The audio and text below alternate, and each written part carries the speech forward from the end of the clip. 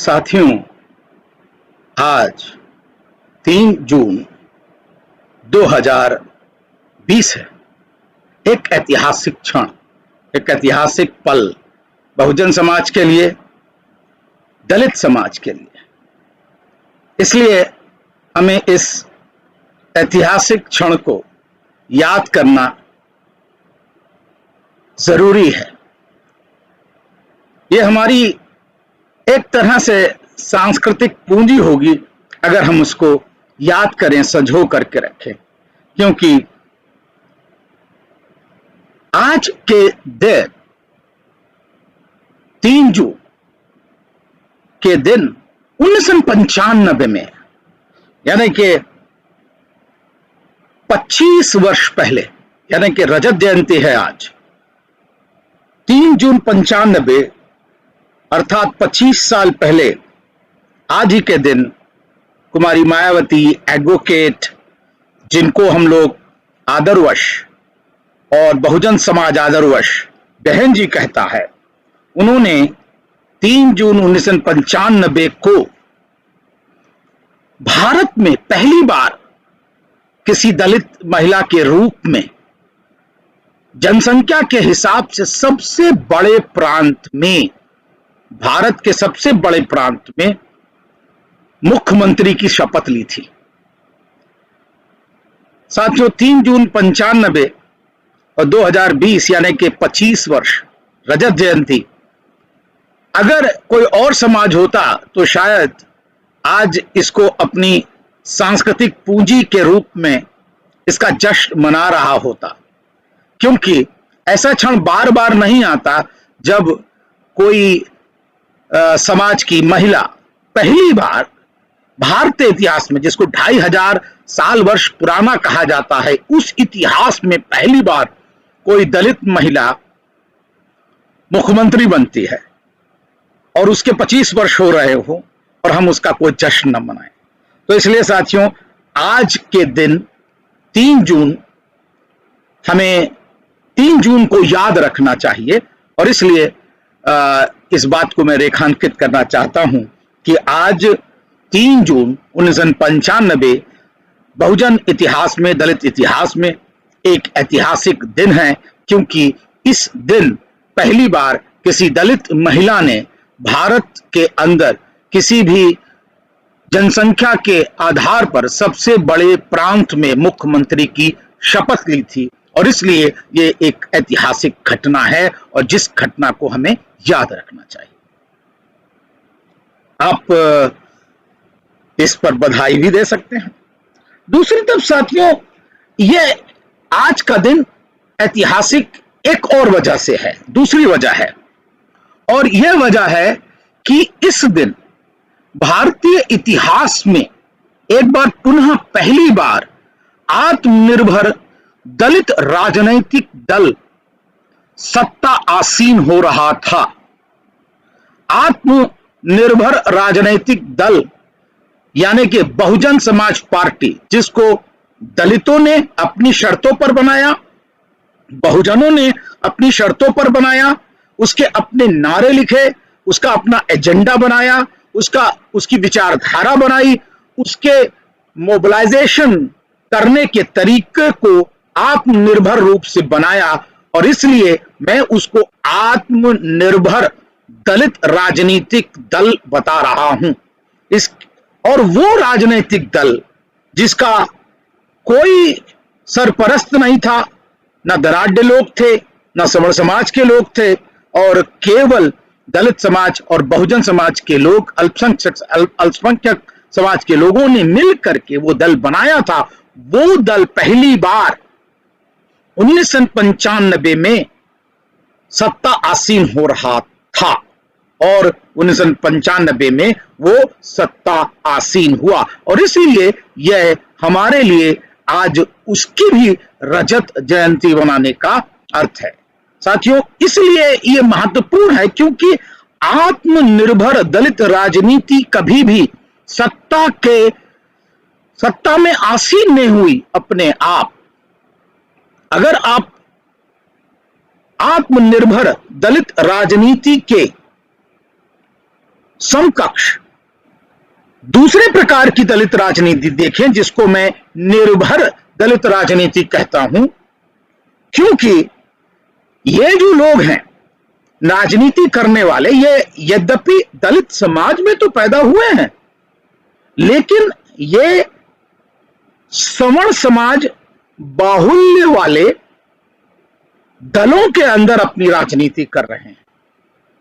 अर्थात दलित समाज के लोग कांग्रेस में हैं, दलित समाज के लोग भारतीय जनता पार्टी में हैं, दलित समाज के लोग आरजेडी में हैं, दलित समाज के लोग जो है डीएमके में हैं, एआईडीएमके में हैं, समाजवादी पार्टी में अनेक है, लेकिन उनकी राजनीति आत्मनिर्भर नहीं है। वो निर्भर दलित राजनीति कर रहे हैं। क्यों? क्योंकि उनका अपना कोई आत्मनिर्भर एजेंडा नहीं है, उनकी कोई अपनी आत्मनिर्भर विचारधारा नहीं है, उनकी अपनी कोई अपना कोई नारा नहीं है। जैसे कि बहुजन समाज पार्टी के अपने नारे थे, आत्मनिर्भर, जिसकी जितनी संख्या भारी उसकी उतनी हिस्सेदारी, वोट हमारा राज तुम्हारा नहीं चलेगा, नहीं चलेगा। इस प्रकार की जो विचारधारा थी उसको हम आत्मनिर्भर कह रहे थे। वोट से लेंगे, पीएमसीएम आरक्षण से लेंगे एसपीटीएफ। लेकिन जो दलित लीडर सवर्ण समाज की पार्टियों में हैं, उनके पास अपना कोई ऐसी विचारधारा या नारा नहीं है, इसलिए मैं उसको निर्भर दलित राजनीति कह रहा हूं।